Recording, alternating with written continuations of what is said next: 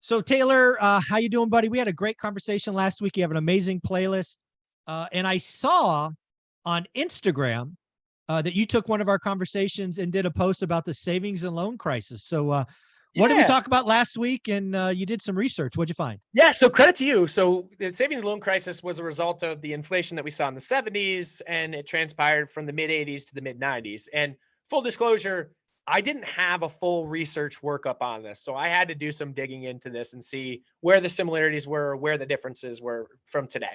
But from what I can ascertain, and you can certainly correct me if you think I'm wrong in any of these categories, savings and loan institutions are largely banks, right? They were smaller banks in regional areas, and they didn't have the regulatory requirements that banks have these days. But the same Sound remotely similar to what we're doing today? yeah, exactly right. Exactly right. But the same circumstances, the root cause of the savings and loan crisis is what's playing out right now. So just to rehash, you probably know this, but real quick, in the 70s, we had rampant inflation. It took 3 Fed chairmen to control it. Paul Volcker was the last one who took rates, Fed funds rate, to 19%. 19. Currently, we sit at 5 for context. That's what it took in order to get inflation under control. And what happened was, just like the regional banks are facing right now, the savings and loan institutions, when you deposited money with them, would go out and buy bonds.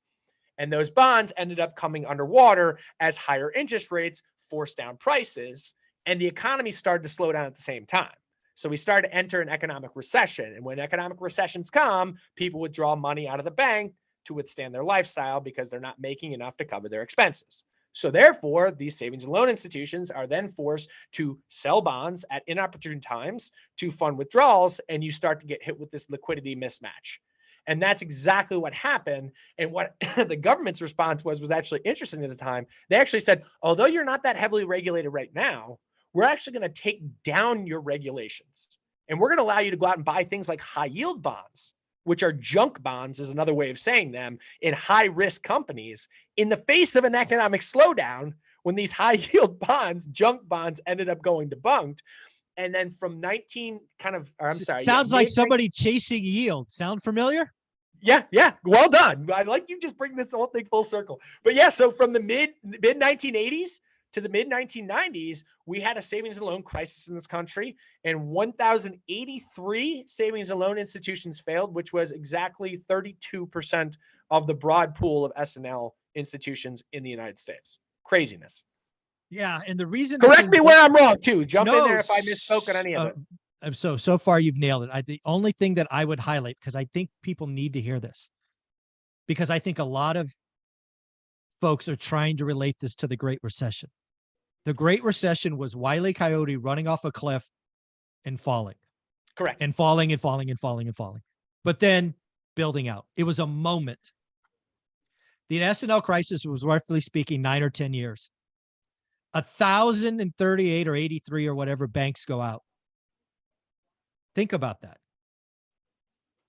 That's a slow bleed is what that is. Exactly. That's 1,000 cuts. Exactly. Yep. So again, that's what I'm trying to highlight for people. Please go research the S&L crisis. It's long. It's the Great Recession was a recession. The S&L crisis was 3 recessions, and they were successively worse. Yep. You're 100% correct. Yeah, I think that people are being, the only way I can put this, and it's a big word, Pollyannish. People are being very Pollyannish about what's going on in the environment right now. The first one hit SVB, and they're like, unique scenario, got flooded with VC money, some bad loans to startup companies, compounded it. Bad and then values, yeah. Yep. That's unique to them. And then you have First Republic, and then you have Signature. And now you have a group of banks coming together, reaching out to the government saying we need help. This is not a unique scenario to any one bank. This is a systemic problem that was caused by low levels of inflation, with stimulus getting pumped behind it, driving inflation higher, driving the Fed to raise interest rates, driving down bond prices. And when you think about trying to manage a balance sheet for a bank right now, one, are you kidding me with the movement in interest rates right now? We're seeing like 7 standard deviation moves, which you guys know 3 standard deviations is 99.7% of the time. It stays between those. We're seeing like 7 to 12 standard deviation moves in bond interest rates. This is what 12 they have deviations. to I read an article about 12 deviations because you're right. They've been 12. It's like 1 in 300 million. It's like some stupid number. Yeah. So think about it this way. Like let's make this more tangible to people, I think. So think about your job is to build desks, and the underlying price of your input costs are wood. And you're trying to say, okay, I need to go out and forecast how much wood I need to buy in order to make the amount of desks I need on the other end. And I also have to know how many desks are going to be wanted on the other end. And the price of wood is going like this. And you're like, I don't know exactly how much to buy here because one, I don't even know how much is needed on the other end or being withdrawn out of the bank.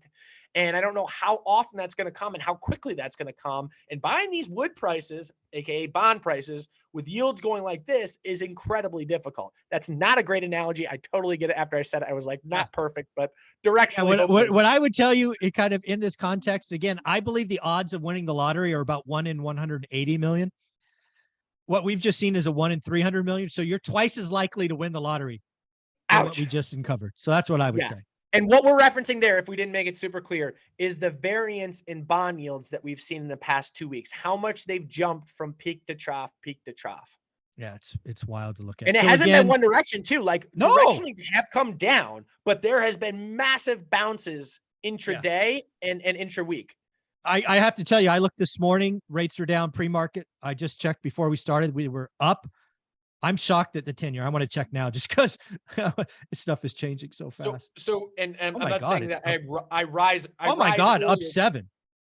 Yeah. So when I woke up this morning, now granted, I'm on Eastern time. So Sure. it was like 5:15 a.m. I checked rates immediately on bond yields and they were down like 15 basis points. Yeah, I saw Now that, they're yeah. up 7 basis points. This is, and That's guys, for crazy. That's a context, quarter. those are That's a swing. massive moves. And Yeah, that's in what like people, that's 4 what hours. banking, that's what the banking CEOs are trying to deal with. And now don't get me wrong. I'm not bailing out banking CEOs. A lot of them have effed up and have made bad decisions along the They'll way. be fired. Yeah. And they will be fired. And I do think there's some criminal activity that went along behind the scenes too. Not largely, but I do think there were people. Oh, there'll be somebody that goes to jail. Somebody. There was people that sold stock at opportune times when they were in the driver's seat of knowing what was playing out. Yeah, somebody's going to jail. There'll be somebody wearing orange. At the end of the day, Taylor, we are educating people. We are talking about real stuff. We are not trying to scare people, but educate people. You have a wonderful Instagram and TikTok. Where should they go? Yeah, thank you. Follow us at Life Goal Investments, plural Life Goal Investments on TikTok and on Instagram. We do, 3 or 4 posts a day, a lot of days. And then we also do lives at night, sometimes just to break down questions that people have. Cool. And just, we need to remind Taylor, every once in a while you do a great video, send it to my team. They will load it and give you even more coverage. Thanks, buddy.